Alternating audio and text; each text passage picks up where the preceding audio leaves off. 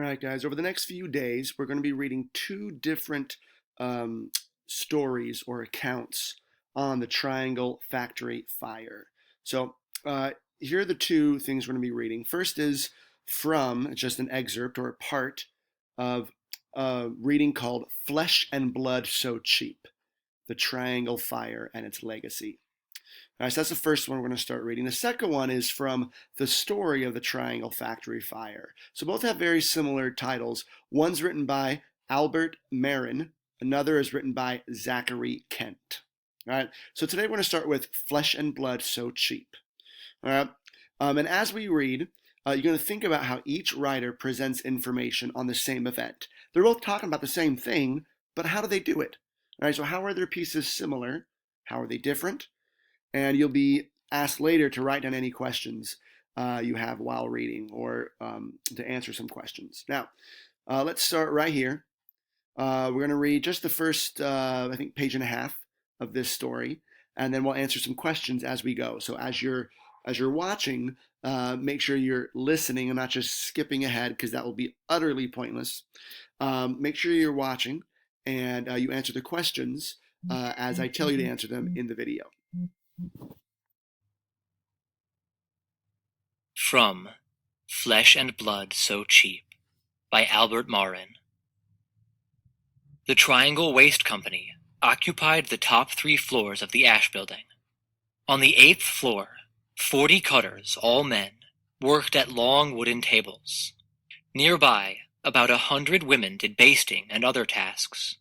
Paper patterns hung from lines of string over the tables. Although cutters wasted as little fabric as possible, there were always scraps, which they threw into bins under the tables. Every 2 months or so, a rag dealer took away about a ton of scraps, paying about 7 cents a pound. He then sold them back to cotton mills to remake into new cloth. The last pickup was in January. All right, so here the author is setting things up. All right, he's talking about how people are cutting cloth, people are basting, or what is called also stitching or sewing cloth together, and there's pieces of fabric that's all put into a bin that they're not using. You know, when you're cutting out a piece of paper to make something, there's always those scraps of paper you just throw away. Well, they would actually keep the parts of cloth and put them in a big bin under the table. So the author does something here. He says right here, the last pickup was in January. And then the next 2 words is on March 25th. Next 3 words, on March 25th. So what is the author doing by saying the last pickup was in January? On March 25th, what is he saying about all the bins under the tables that hold the scraps? Go ahead and answer question number 1 below. All right, now that you've answered the question, let's go ahead and get back into the story. On March 25th, the cutters prepared for their next day's work. Since it was Saturday, everyone would leave early, at 4:45 p.m. Workers from other firms had already left. Triangle employees had to stay longer to fill back orders. Carefully, cutters spread lawn, from the French word lingerie, on their tables 120 layers thick. Lawn was not just any cotton fabric. Sheer and lightweight, it was beautiful and comfortable, and burned as easily as gasoline. Each layer was separated from the others by a sheet of equally flammable tissue paper. All right, so the author's doing something here in this paragraph. It's actually called foreshadowing. Foreshadowing is when an author says something that hints that something might happen in the future. All right, so what I want you to do for question 2, what in this paragraph, give me one line, all right, from this paragraph that the author uses that is the best example of foreshadowing that a fire is going to happen. All right, so what line from this paragraph is the best example, or what phrase, it doesn't have to be a full sentence, but what phrase or line is the best example of foreshadowing in this paragraph? All right, so now that you've answered question 2, let's move on here with the reading. After cutting, the various pieces would go by freight elevator to the 9th floor for sewing and finishing. There, 8 rows of sewing machine tables, holding 288 machines in all, occupied the entire width of the room. Only a narrow aisle separated one row from another. The tables were so close together that chairs touched back to back between the rows. From time to time, workers would take the finished shirtwaists to the 10th floor for inspection, packing, and shipping. This floor also held the showroom and owner's offices. So here in this sentence right here, only a narrow aisle separated one row from another. The tables were so close together that chairs touched back to back between the rows. And knowing that a fire is going to happen eventually in this story, what is the author saying in this sentence about the setting of this story? What is the author saying in this sentence about the setting or the location of this story? Go and answer question 3 below. All right, moving on. By 4:40 p.m., the cutters had finished their work.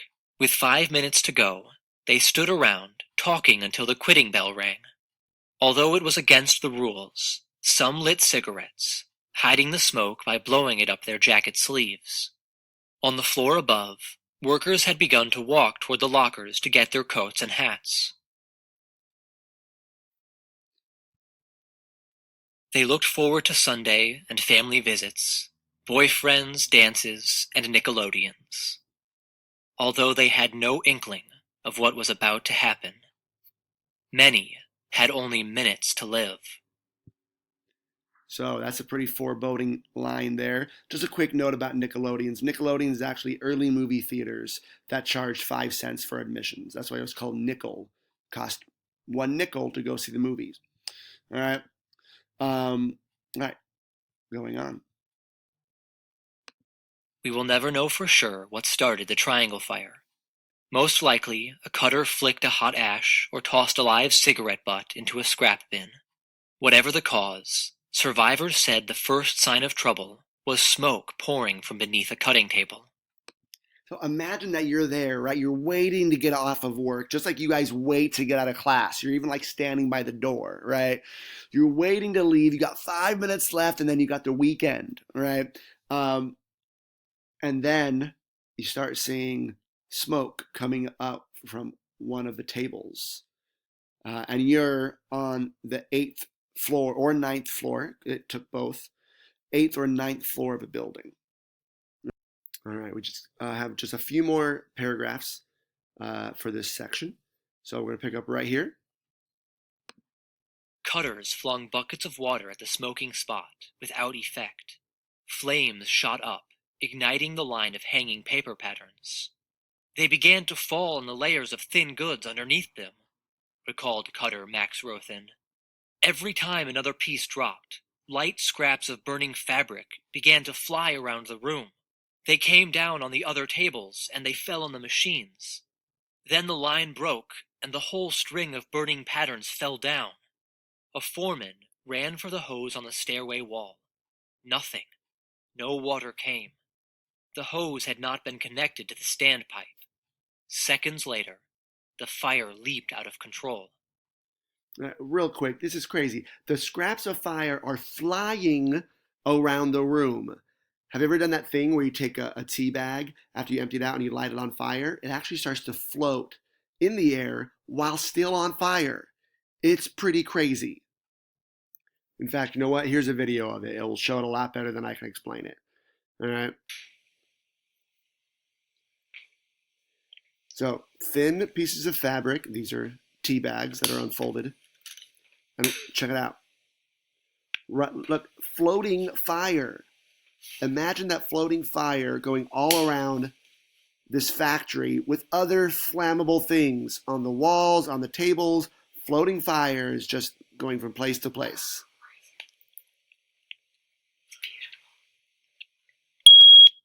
All right. That's pretty cray cray. All right, coming back to the story.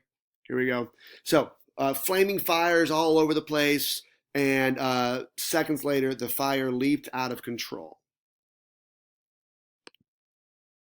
Control. Yet help was already on the way. At exactly 4:45 p.m., someone pulled the 8th floor fire alarm. In less than 2 minutes, the horse-drawn vehicles of Engine Company 72 arrived from a firehouse 6 blocks away. The moment they arrived, the firefighters unloaded their equipment and prepared to swing into action. As they did, the area pumping station raised water pressure in the hydrants near the ash building. Other units soon arrived from across the Lower East Side with more equipment. Meanwhile, workers on the 8th floor rang furiously for the 2-passenger elevators. Safety experts have always advised against using elevators in a fire.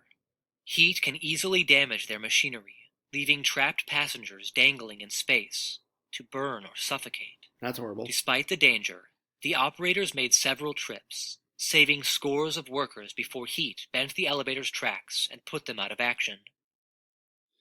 All right, that's kind of brave of these operators. Back then, there had to be somebody, a worker, operating the elevator. It was not just like today, we press these buttons, right? Um, so these guys actually had to go up and down repeatedly, knowing that any second the elevator might stop working with them in it, and they'll burn to death or suffocate. So now you're going to answer the last question on this page, question 4. What I want you to do on question 4 is I want you to list um, 2 things that the workers had working against them for the fire, 2 things that made this a very dangerous place, and then also mention 2 things that made this actually good, 2 things that worked for them, that made that stopped this from being a lot worse than it actually was. All right, so that's what it's kind of mentioned here. Some things that helped them, and then some things that hurt them. So 2 things of each that either helped them, help this not to be a really bad situation, or 2 things that actually added to the problems here.